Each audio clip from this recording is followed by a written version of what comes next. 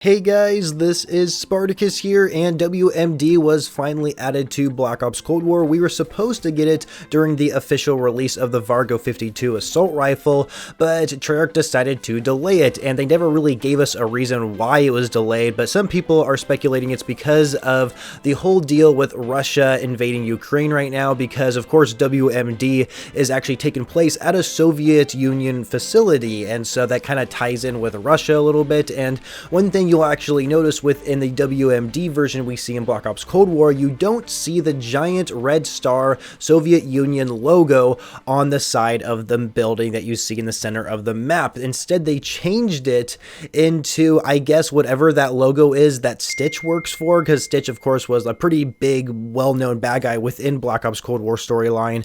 And so around his neck, he had like this weird symbol that was like with the organization he was with, and that's the symbol they put on the wall.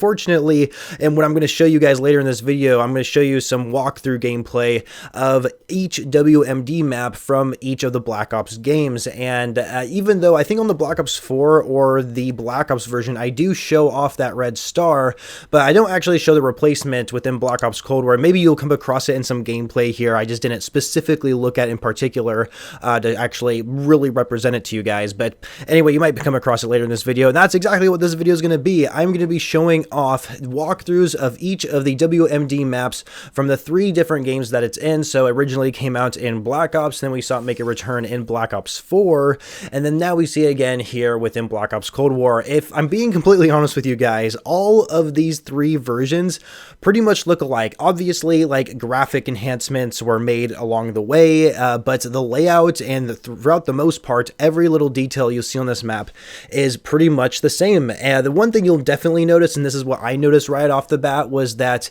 in the Black Ops Cold War version, actually in the Black Ops 4 version, the very center building in the basement area, it's kind of like has that green glow to it. Well, you don't actually see that within the Black Ops Cold War version or the original version. So that's like the one thing that like really stood out to me. I don't know about you guys. What's one thing about this WMD remake, I guess, that really stands out that's differently that you've noticed from the other ones? I'd really like to hear what you guys have to say in the comments. I think it's interesting that we first saw this map make a return in Black Ops 4, just simply because I felt like this map would have been a good remake in like just the other Black Ops games, Black Ops 2 and Black Ops 3. Black Ops 3, I really felt like this map would have came back just because I feel like there's a lot of opportunity to have wall running spots, which of course Black Ops 3 is known for, but we never actually saw it make its way into the game, which I was a little disappointing. I think it would have been made a good addition to Black Ops 3, but the thing about WMD is that it plays good in any game that it's in right now. I don't think it's in COD Mobile either, so I apologize for not doing walkthroughs on COD Mobile,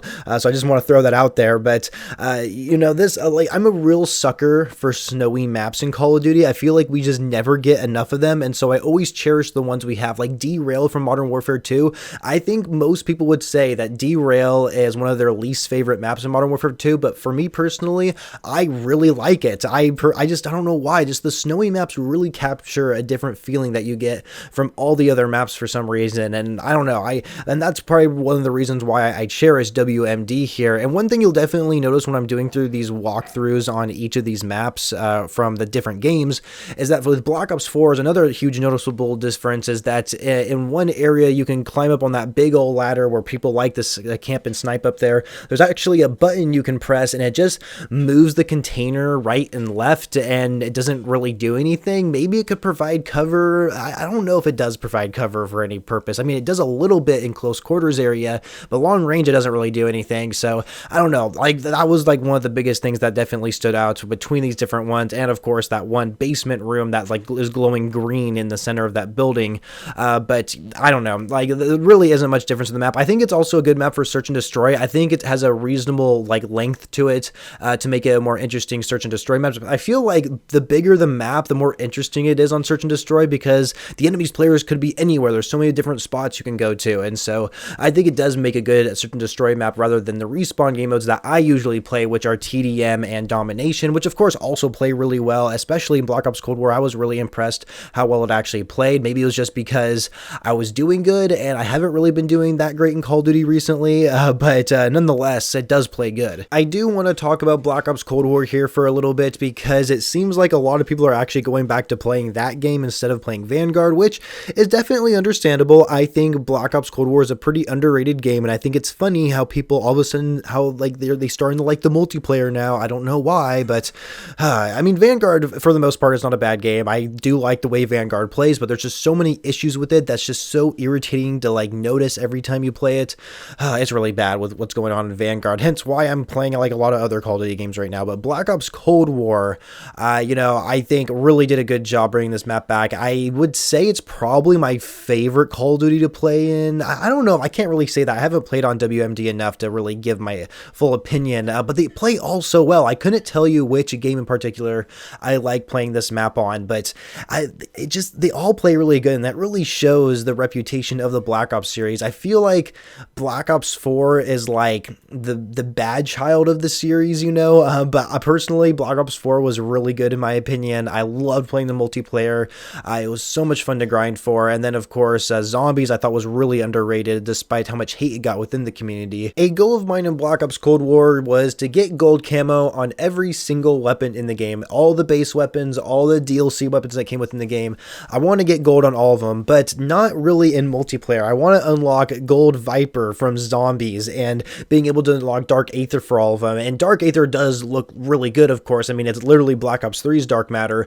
But the thing is that I really did have an enjoyment grinding Zombies in Black Ops Cold War and being able to grind camos. It was just a fun experience for me, and I love doing it on a lot of the DLC weapons. I have, I think, more Gold Viper camos than gold camos in multiplayer. But you know, Black Ops Cold War I thought played well. I just really did not like the score streak system. Some people do try to defend it, and it's not terrible because it does promote a lot of objective play, which is good, but the air patrol streak really ruined it in a lot of different ways. But it's also at the same time, you don't really have to go on long kill streaks to be able to earn a UAV, and so I don't know.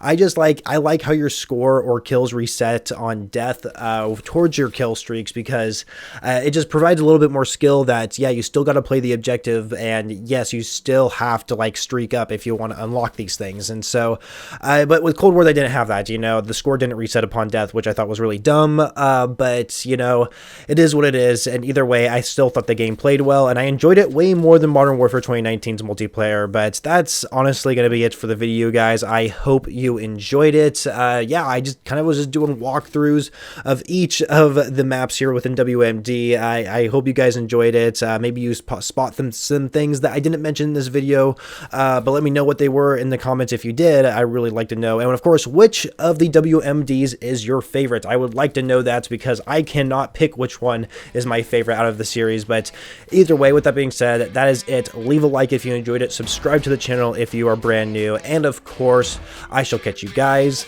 later.